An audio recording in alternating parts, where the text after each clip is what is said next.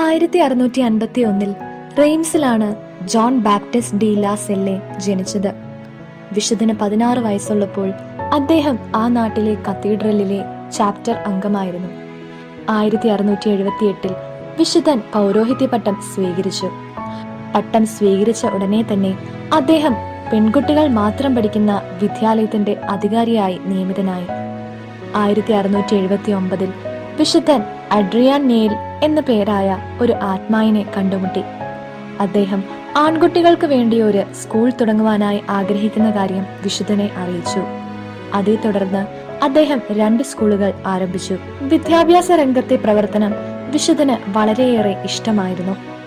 അദ്ദേഹം അധ്യാപകരോട് വളരെ താല്പര്യപൂർവ്വം ഇടപെടുകയും ക്രമേണ അവരെ തന്റെ ഭവനത്തിൽ താമസിക്കുവാൻ ക്ഷണിക്കുകയും ചെയ്തു. തന്റെ മനസ്സിൽ ഉരുത്തിരിഞ്ഞ വിദ്യാഭ്യാസ പദ്ധതിയെക്കുറിച്ച് വിശുദ്ധൻ അവർക്ക് പരിശീലനം നൽകി. കുറെ പേർ വിശുദ്ധന്റെ ആശയങ്ങളെ തള്ളിക്കളഞ്ഞുകൊണ്ട് ജോലി ഉപേക്ഷിച്ചു പോയെങ്കിലും വേറെ കുറെ പേർ വിശുദ്ധനുമായി ചേർന്ന് പ്രവർത്തിച്ചു. അങ്ങനെ ബ്രദേഴ്സ് ഓഫ് ദി ക്രിസ്ത്യൻ സ്കൂളിന് ആരംഭമായി. വിദ്യാഭ്യാസത്തെ നന്മ ചെയ്യുവാനുള്ള നല്ലൊരവസരമായി കണ്ട് വിശുദ്ധൻ തന്റെ കാനൻ പട്ടം ഉപേക്ഷിക്കുകയും പാരമ്പര്യമായി തനിക്ക് ലഭിച്ചതെല്ലാം പാവങ്ങൾക്ക് വീതിച്ചു കൊടുക്കുകയും ചെയ്തു.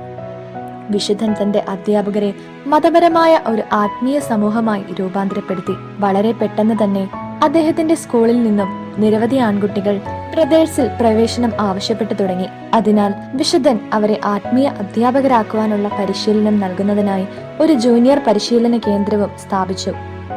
നിരവധി പാസ്റ്റർമാരുടെ നിരന്തരമായ അഭ്യർത്ഥന മാനിച്ചുകൊണ്ട് വിശുദ്ധൻ ആദ്യം റെയിംസിലും പിന്നീട് പാരീസിലും അവസാനം സെന്റ് ഡെനിസിലും അധ്യാപകർക്ക് പരിശീലനം കൊടുക്കുന്ന പരിശീലന കേന്ദ്രങ്ങൾ സ്ഥാപിച്ചു.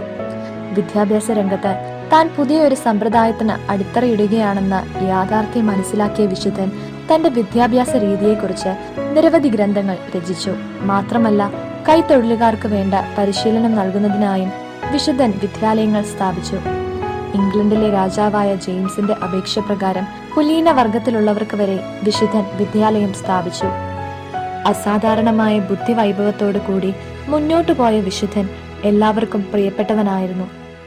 1719 നോമ്പുകാലത്ത് അതിഗുരുതരമായൊരു അപകടത്തിന് വിധേയനായ വിശുദ്ധൻ ദുഃഖ വെള്ളിയാഴ്ച ദിനം ഇഹലോകവാസം വിടിഞ്ഞു.